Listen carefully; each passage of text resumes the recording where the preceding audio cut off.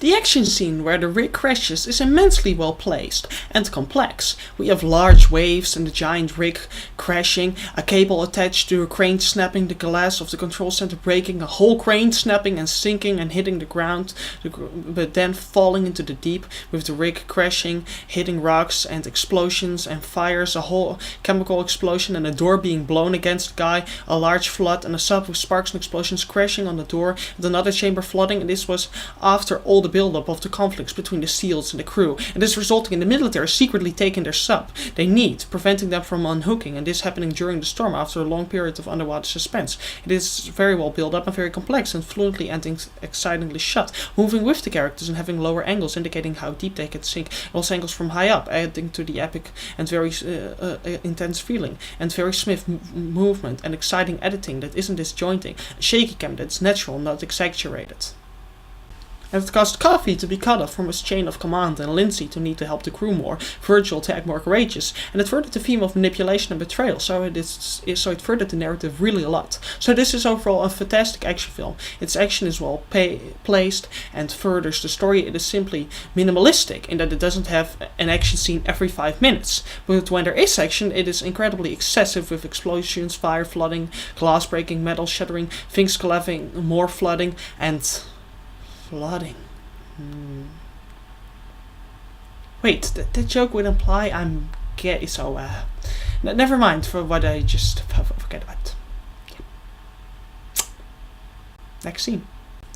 It also had a nice hand-to-hand fight where Virgil hits Coffee but gets kicked really hard and hits his knife and hits him more times and gets strangled, and his friend hits Coffee, which caused Coffee to flee and allowed Virgil to open the door. And after seeing how Coffee grew more and more crazy, this was very well built up. And also the camera moved swiftly with the characters, and also the editing was exciting. And then we have a fantastic chase scene. We see them shooting through the water and Virgil having to hold on to the sub and tie Little Keek to a pole, and the grab arm crashes and the submarine hit on each other against more rocks, and they scatter rocks for diversion, and they break the whole sub of Coffee against the cliff, and he then sinks and it breaks apart under the pressure. And this scene led to them having to retrieve the nuke as it fell off the cliff, and Coffee being killed, and after seeing all the subs and the SEALs with the guns, so it was very well built up, and the camera moved very fluently and had very surprising tracking shots going up close, and it had very fluent and exciting editing.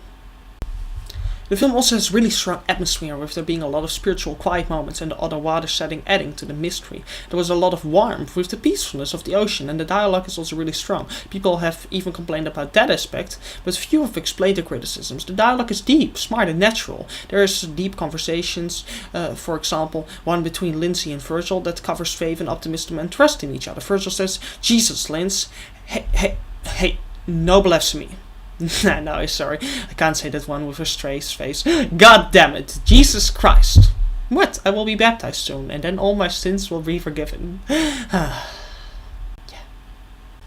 So Virgil saying, "Jesus, Linz, come on, bud, there's something really important going on here. I'm trying to keep the situation under control, so I cannot have you create this kind of hysteria." And then she, "Hysterical? Nobody is hysterical." This conversation really showed Virgil immediately cannot think outside the box and is afraid of hysteria, and that Lindsay is very free-minded at this point. And then Virgil saying, all he's saying is that when you're hanging at your fingertips, you don't go waving your arms around, which perfectly shows his philosophy is not to take risks ever. And then Lindsay saying, "I saw something down there. Now I'm not gonna pretend I didn't see something when I did. I'm sorry.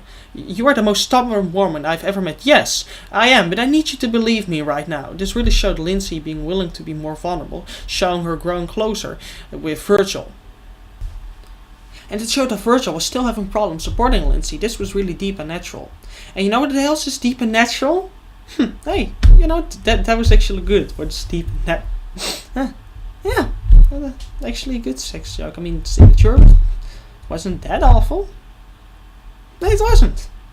Also really deep after this was Lindsay saying, "Now come on, look at me. Come on.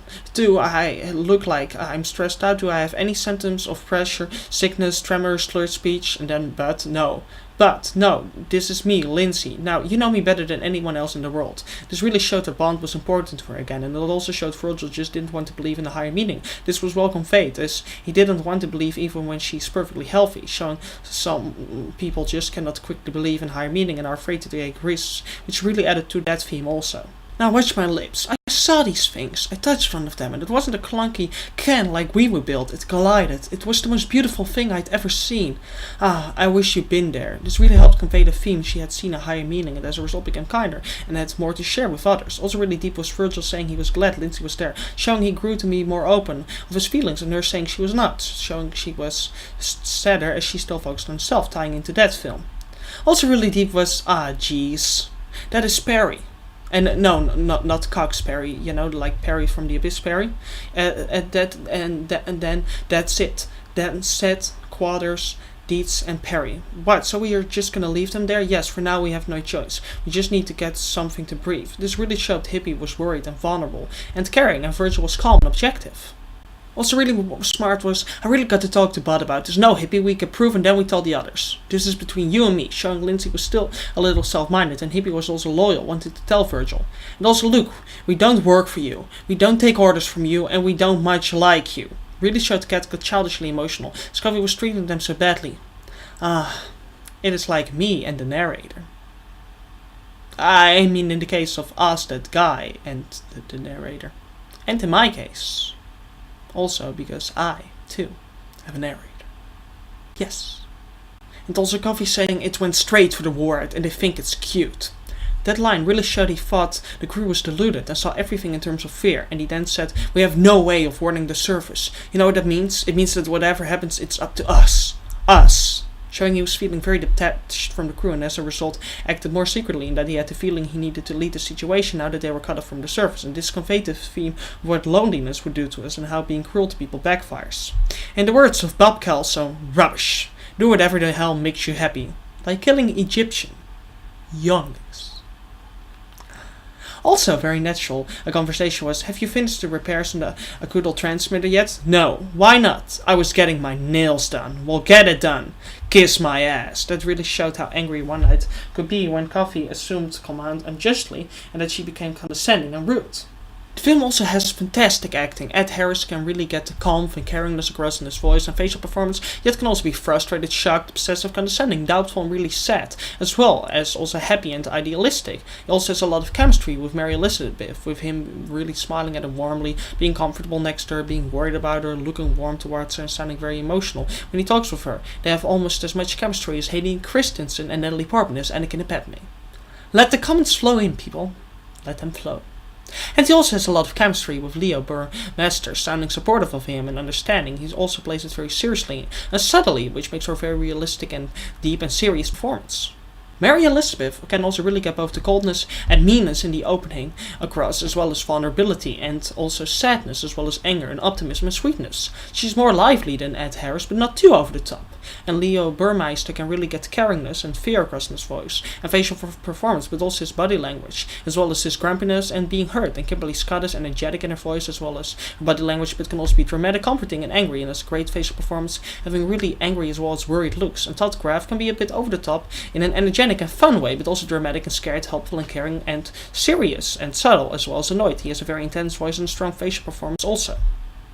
Michael Biehn is fantastic. He can really play obedient in his voice, as well as his body language, yet be bossy, paranoid, stressed, and the shakes look natural. He can be secretive and depressed, as well as hateful, and he also really showed the guilty human side as well. Yes, he disappointed me. Indeed, first John Doe shows human anger, and now he shows human guilt.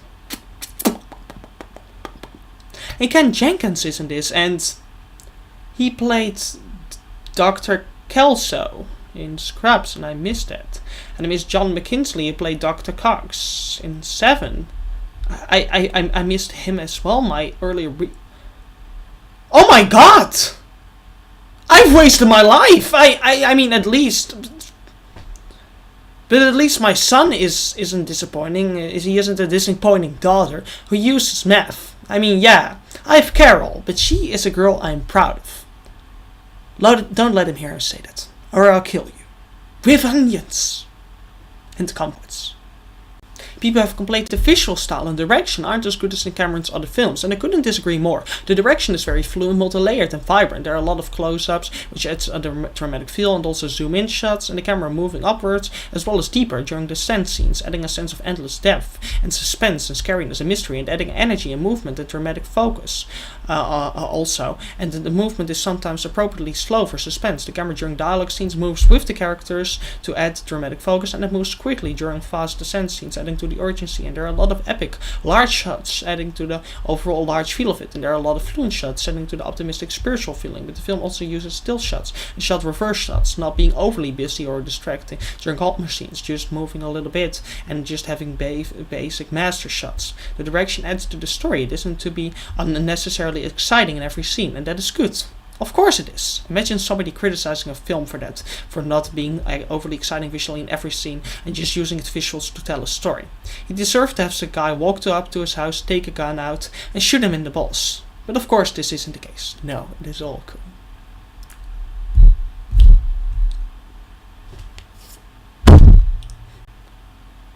The cinematography is very multi-layered and emotional. It uses dark blue in the opening to create mystery as well as wonder, as blue is also relaxed and magical, which it also adds to certain parts of the film, the more relaxed parts. But when dark also can be really mysterious, and the film has red and green along with blue in the subs, which fits and creates an intense look with unsaturated colors, and with the contrast fitting the stress and watchfulness as well as the activeness. And the film uses white and grey at the surface, adding relaxedness and a more visual feeling, which is fitting as at this point the characters are relaxed and happy before they get pulled in a world of violence and paranoia. And we see more yellow and also dark grey along with blue in the rig, adding and creating a balanced, very vibrant view. And we also have a darker and more harsh view of darkness and harshness having to work under all this fighting. And for that there is more grey and dark blues, and also black when Lindsay and Virgil are arguing, adding to the feeling of anger, but being nice and soothing with the blue tints, adding to the feeling of some love being left also.